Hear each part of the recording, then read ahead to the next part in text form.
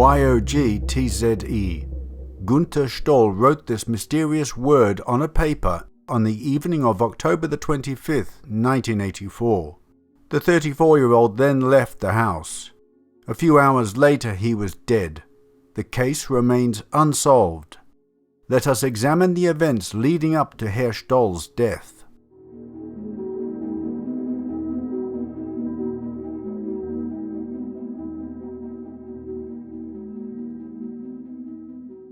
Stoll lived with his wife in Anshausen in Siegerland, North Rhine-Westphalia. On the evening of October the 25th, the unemployed food technician appeared nervous and restless. He muttered cryptic sentences to his wife like, "I'm just afraid that they'll do something to me," or "I can't take it anymore." He confided to her that they were out to get him. Was he threatened? Did the 34-year-old suffer from paranoia? His wife later told detectives that her husband wasn't receiving psychological treatment. Later that evening, Stoll suddenly yelled, "Jetzt geht mir ein Licht auf," that a revelation had suddenly dawned upon him. He wrote YOGTZE on a piece of paper, but, according to his wife, immediately crossed it out.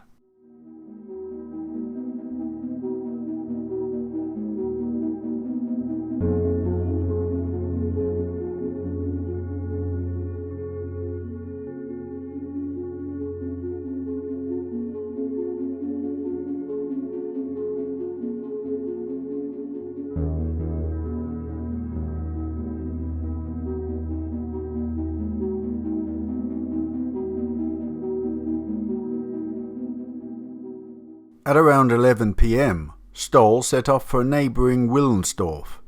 He ordered a beer in the Papillon pub, but before he even took his first sip, he fell off the chair. Witnesses said that he hadn't touched his beer, nor did he appear intoxicated when he entered the pub. When Stoll regained consciousness, he told the other pub-goers that he had had a blackout. This might indicate an illness. He then left the pub. Singen jetzt noch das alte deutsche Volkslied.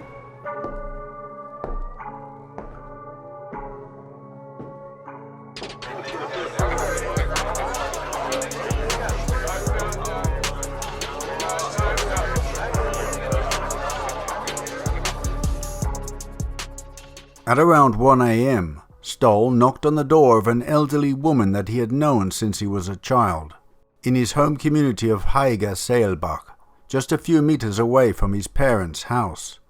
He seemed confused and said he wanted to talk to someone, and that his mother wouldn't understand him. "Something else is going to happen tonight, something really terrible," he shouted to the woman. The lady just assumed that he was drunk and told him to go to his parents' house and speak with them, but Stoll refused, saying they would not understand his concerns. Instead, he said he would go home and speak with his wife. Then he left.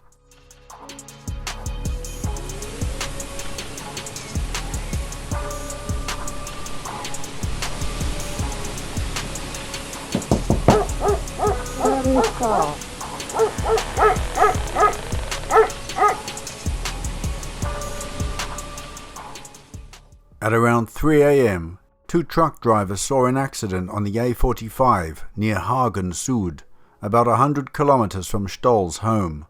It was Stoll's Volkswagen Golf lying in a ditch. The two truckers see an injured man in a white jacket leaving the scene as they pull up. They look in the Golf's window and find the seriously injured Stoll in the passenger seat. He is naked and his clothes and shoes are lying next to him. He is barely conscious. Nevertheless, he was still able to tell his helpers that there were 4 people in the car who were not his friends. Stoll claimed he had been traveling with 4 strangers who beat him badly. Gunther Stoll takes exactly what he means with him to the grave. He died in the ambulance en route to the hospital.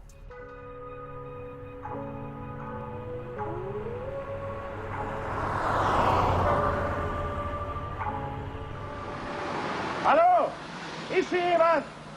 Hallo, können Sie mich hören?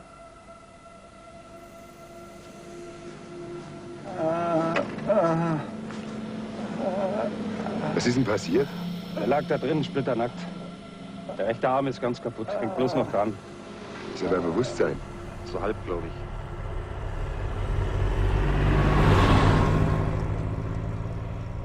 The medical examiner determined that he did not sustain his injuries whilst in his car. Apparently he'd been run over by a vehicle somewhere else, and he was probably already naked at that point. Was it a tragic accident? Did Stoll, in a state of intoxication or mental breakdown, take off his clothes and run in front of a car? If this was the case, who would have put him in the passenger seat of his own car and drive him down the A45 without getting help? The police have no further clues to go on. Waren das Freunde von dir? Keine Freunde, nicht meine Freunde, die sind abgehauen, weg. Ruhig, ganz ruhig. Der Arzt kommt gleich. Bleib schön. Ich will weg hier, ich will auch weg.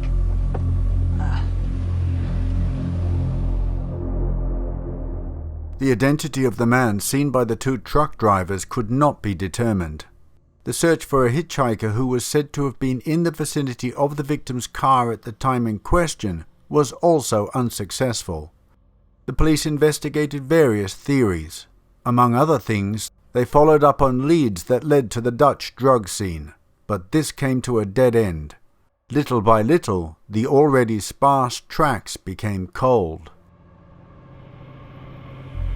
Die Ärzte konnten Günter Stoll nicht mehr helfen. Er starb auf dem Weg ins Krankenhaus. Die weiteren Untersuchungen ergaben in dem ohnehin rätselhaften Fall weitere Ungereimtheiten, mit denen sich Oberkommissar Leppler von der Kripo Hagen heute herumzuschlagen hat. What is particularly mysterious about this case, in addition to the premonitions that Stoll had shortly before his death, is the ominous message, YOGTZE. The note has not been preserved and the police have never seen it, says the chief of police. Stoll's wife claims she discarded the note on the night of his death. However, a copy was made based on her memory. She only reported it to the police 6 months after the crime. The police can't know for sure if the message even existed. If it didn't, why would his wife have invented such a cryptic message?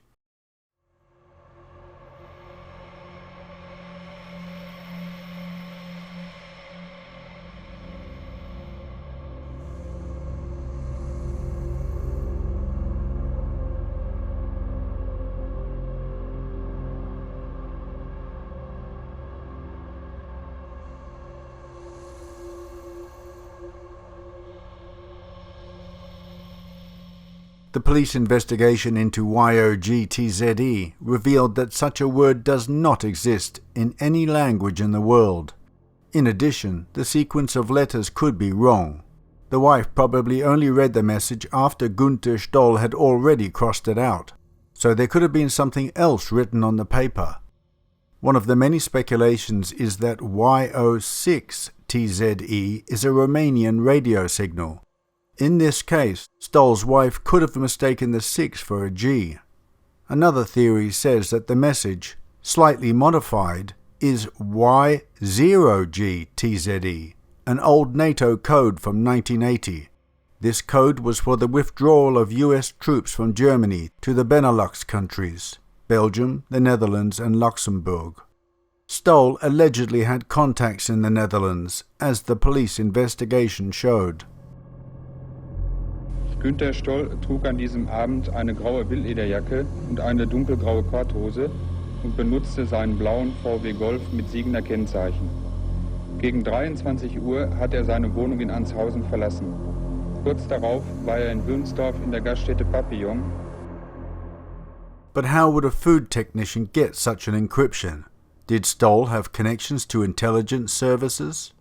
Yet another theory focuses on the last 3 letters, TZE, which is a type of yogurt flavouring, the possible connection being that Stoll was a food engineer. One prominent theory suggests that some of the letters are meant to be numbers, suggesting it might be a vehicle license plate. The number of speculations are still growing steadily. Perhaps YOGTZE was a misspelling of a word he was aware of.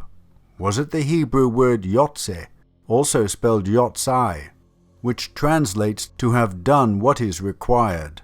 This is used in a religious context such as to be released from a religious obligation by completion or fulfillment of an act.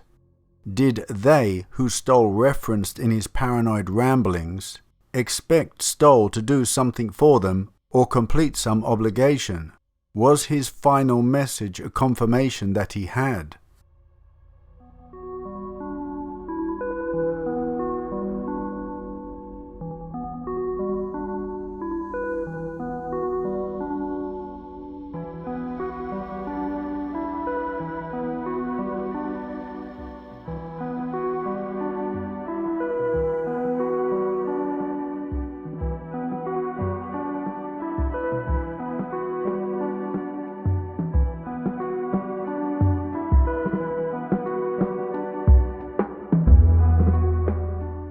Officially, the death of Günther Stoll was deemed a murder by German police. "We are completely in the dark," said the chief of police. "The crime can only be solved if the perpetrator came to the station and turned himself in, and the chances of that happening are zero." On April 12, 1985, the YOGTZE case was presented on the popular German television show Case File XY, and ever since has remained one of the most mysterious cases in German criminal history.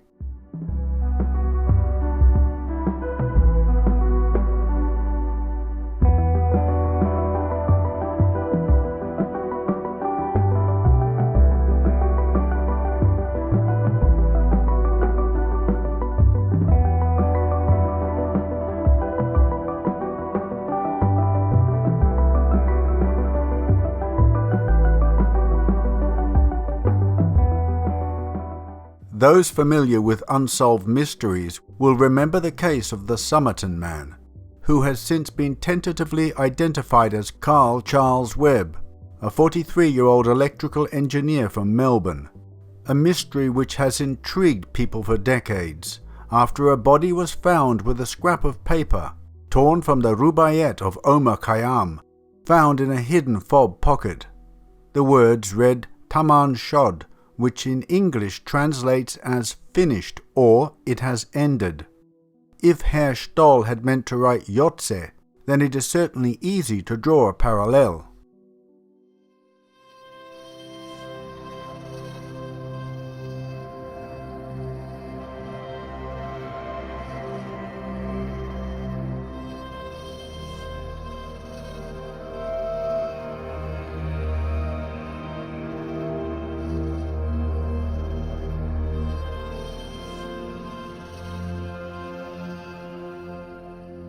There is a strong theory that in the Somerton Man case, it might have been suicide.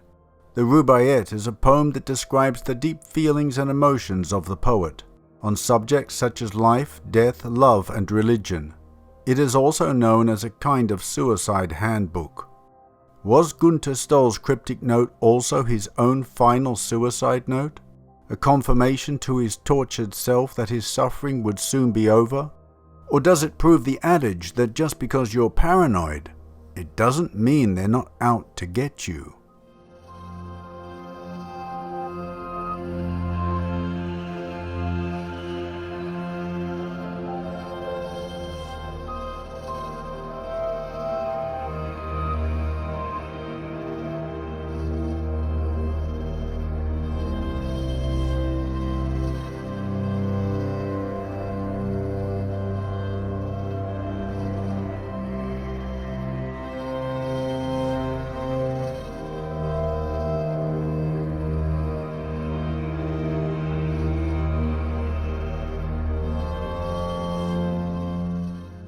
Well, my friends, another whodunit, or actually, what happened?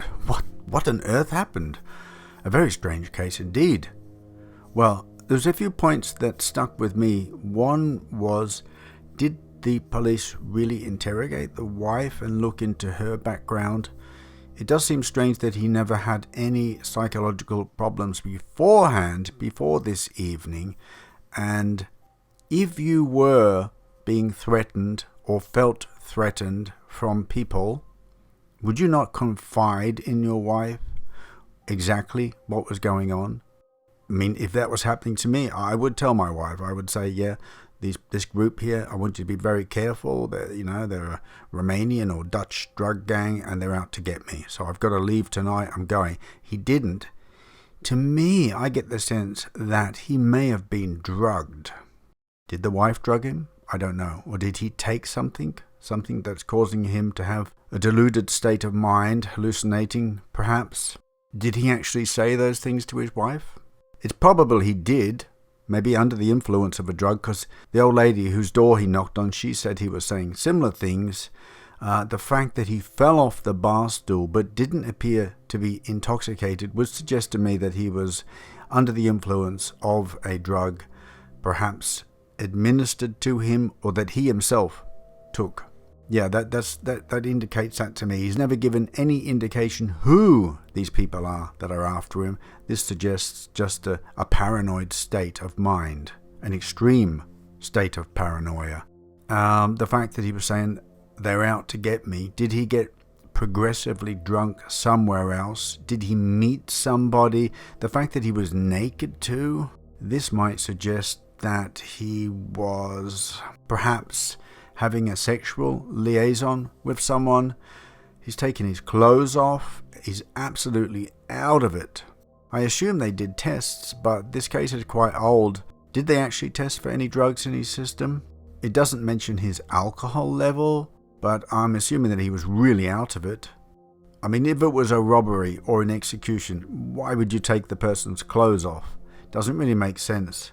It indicates a sexual motive here. Did he meet someone? Is that out of it? It gets into an argument. He gets out of the car naked, bearing in mind his shoes are still in the driver's well. He goes to get round to the other side to pull the person out of the passenger seat. Whoever is in the passenger seat, the person then jumps in the driver's seat and runs him over, and then drags him, puts him in the passenger seat, and drives the car into a ditch to try and make it look like an accident, so that the police would think the guy has just been in an accident. Not very well planned, but a spur-of-the-moment action on behalf of the assailant. He said there was other men. Were there other men, or was he just rambling? Perhaps there were a group of them, and they've decided to rob this guy. Why they've taken his clothes off, I guess we'll never know the truth. I'm just running things through my mind. I would love to hear your thoughts on this. Again, coming back to the wife. What was the interaction there? How was his behavior during the day? He's never had psychological problems before. He's suddenly in this state where he's rambling and paranoid. Does seem rather strange, doesn't it? And these are my suspicions. What was the conversation between him and his wife, and did he actually write that on the paper?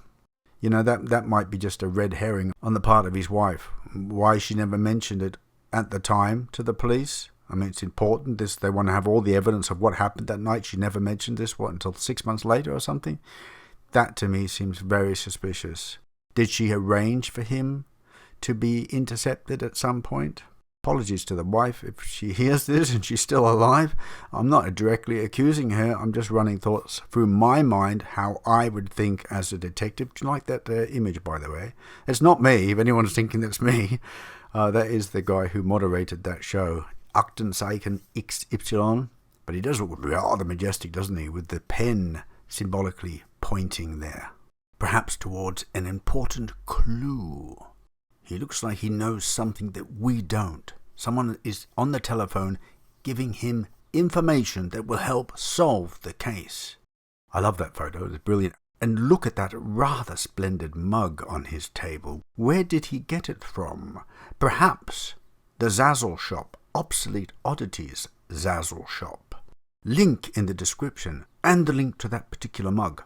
It's an oldie but a goodie, and it's been forgotten all this time. I'm reviving it.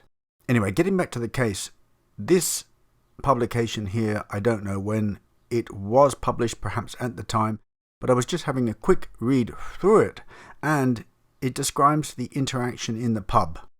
He fell off the bar stool really quickly, and two men helped him up. and they suggested to him laughingly that he had a lot to drink already. But he said, "No, I haven't." And he was quite adamant about that. "I haven't had a lot to drink." And he couldn't really explain why he just fell off the stool. He just had a blackout, he said. So that's really strange. I keep coming back to the fact that I think he has been drugged. He doesn't know that. Maybe a knockout pill or something hallucinogenic. That really, and I can't believe that there wasn't any drug and alcohol tests by the coroner published. That would give us a lot to go on, but we don't know that information, unfortunately. Anyway, on to something completely different now. Let us go to this website and have a look at something absolutely nostalgic. Many of you of a certain age will remember these. Here we are, my friend, the Floaty Pen Museum.org. I came across this because lately I've been fascinated by floaty pens, vintage ones. They do have modern ones now, but they look a bit like the old lava lamps. Remember them? But they're modern. I'm talking about the real vintage ones. The reason why my interest was piqued again, because I had quite a few of these as a kid. Odette and myself, our very first holiday was to Florence, Italy, and we bought one of those pens, and it was of The Birth of Venus by Botticelli. Unfortunately, I don't have the pen with me. It's at my workshop, but those of you who know the painting, there's only a section of it here. But this lady here, she floats up and down the pen, and they have the sort of the background of the painting on it with Florence written on the other side, and it was old then. So I thought I really like that, and it's a sort of souvenir of our first date together. Well, not our first date, our first holiday, corrected. And so I'm very fond of it, and I think I might start collecting these pens. Let's have a look through. So we have Mickey Mouse, 7-Up. Who is that? Is that one of the Flintstones? A dwarf. It's one of the dwarfs. Here we've got the titles. The Esso Extra Motor Oil. I like that. Look at that with a big yank tank there. Isn't that fab? SS Canberra. Okay. Yeah. And this one is Gold Star Israeli beer. Never heard of it. Is that beer still going? Can anyone tell me? Old Egg Timer. Isn't that really nice? Isn't that still working? I do remember I had a ship when I was a kid. I don't remember what ship, but I did have a ship as well. And I had one of those naughty ones where the lady's bikini comes off and, all the fiddly bits are showing. The lovely people at Oxfam London Airport. Well, some of these must be quite. At least this one is warped. It's warped. Yeah. Seattle Space Needle gift set. Oh, that's nice, isn't it? British Columbia Sportsman's Paradise. And the list goes on. Butchant Gardens. Where's that? Does anyone know? So I don't have to Google? Please let me know where that is. Look at that. Another very old and faded pen. The people look like they have floated right out of the 1950s. Our first vintage pen. The CN Tower. Old. Okay. Toronto City Hall. For the Canadians. Niagara Falls also for the Canadians. Pen 774, draw 20, The Pensioners, Chelsea Football Club, Piccadilly Circus. I like that one. Oh yeah, I like that one. So let's have a look at his favourites. He has a list of favourites up here. There we go, the favourites. The Last Supper. The Last Supper. Ben and Jerry's. And they haven't melted yet. Cadbury's World. The Chocolate, the Taste. Spam. Wow, that is pretty unusual. Chopped pork shoulder meat with ham, meat added salt, water, sugar and sodium nitrate. I remember they had Spam on the menu for school dinners. I hated it. Spam fritters too, they would fry it. I couldn't, I hated it. They always had for us kids 2 menus and 2 desserts. I would never pick Spam. There's a Chiquita banana pen. But I do like the Spam one actually. I like the pen. So I guess these Spam tins must float up and down. And this one's a good one. Tip the pen and the ketchup pours over those yummy fries. Oh, isn't that fab? Chanukah for the Jewish people. Venezia, Doge's Palace. You see, Ours must have been made for the tourist market in Florence, same as this. Cholesterol treatment. Some of them are not very interesting, are they? Like that. Ah, it's got insects crawling up and down. That'll be great. Kids love that sort of thing. Creepy crawlies. Magic name clicker. Float reveals name when tilted. I don't remember those. Amsterdam. Oh, that'd be a naughty one. Too saucy for this page. The red curtain floats to reveal 2 peep shows. That is great. That is great. Mickey Mouse floating. There must have been heaps of those. 7 Up. Up was not enough. Seattle Space Needle. Very good. Minnesota Knitters Guild. And why not? And why not? Anyone from Minnesota? Does the guild still exist? Okay, Vogue. This actually came from the desk of Anna Wintour. Really long story. The best accountants in the world. We're probably a bit biased. Google. So that's not that old. Yeah, I don't like the modern ones. What's all that about? Liberace. Brilliant. Surrealism at the Tate. Red Jasper. Only Fools and Horses. Oh my god, I want it. Wow. The CN Tower. Again, Nescafe Romanian. Mamma Mia. Ah. On the ABBA musical. Batman.